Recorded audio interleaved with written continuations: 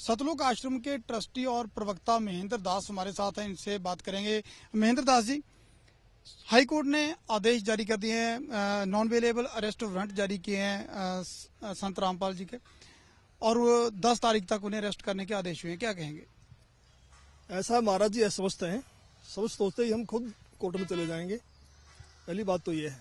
दूसरी, इसका हम कोई लीगल इसका कोई समाधान ढूंढ रहे हैं, कोई लीगल हो। लेकिन जिस तरह से कोर्ट ने भी सख्त रुख अपनाया है, कोर्ट का कहना है कि जो आश्रम के जो समर्थक हैं, जो सपोर्टर्स हैं आपके, वो लगातार कानून प्रक्रिया को प्रभावित करने की कोशिश कर रहे हैं, सड़कों पर उतर आते हैं, क्या कहेंगे?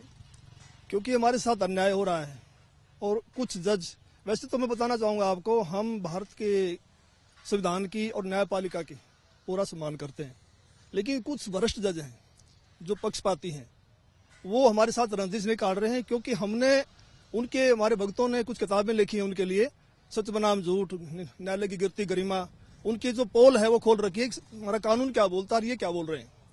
तो ये रंजिश खा रहे हैं, रंजिश बस ये ऐसे एलिगेशन लगा रहे हैं। हम किसी को प्रभावित नहीं करते, किसी का गुरु जी जाएगा तो साथ तो जाना पड़ेगा। एक परिवार के 10 सदस्य हैं, एक के ऊपर मुकदमा 10 भी जा सकते हैं। हमने किसी को प्रभावित नहीं किया, लेकिन हमारे भक्तों को इसलिए जाना जरूरी है कि ताकि अपना पक्ष रख सकें, क्योंकि हमारी कोई सुन नहीं रहा।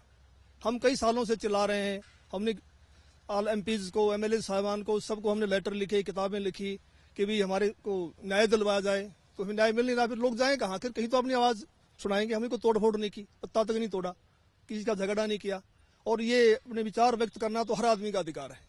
आपको कानून व्यवस्था पर विश्वास है, भरोसा है? हाँ जी हाँ, बिल्कुल भरोसा है, हमें कानून पे पूरा भरोसा है।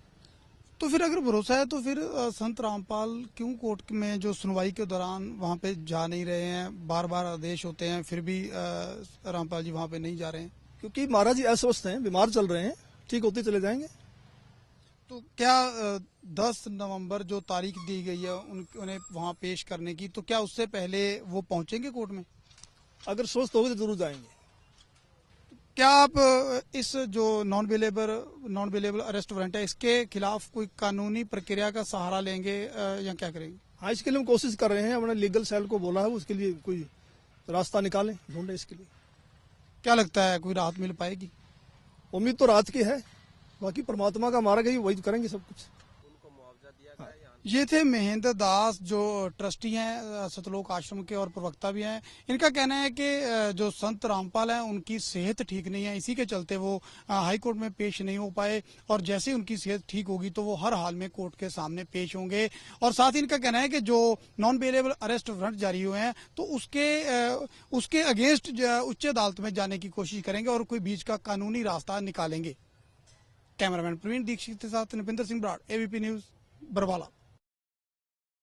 बरवाला कांड के समय ये महेंद्र भगोड़ा संत रामपाल जी महाराज का भाई देखो स्वयं बोल रहा है, संत रामपाल जी महाराज कोर्ट नहीं जाने देंगे।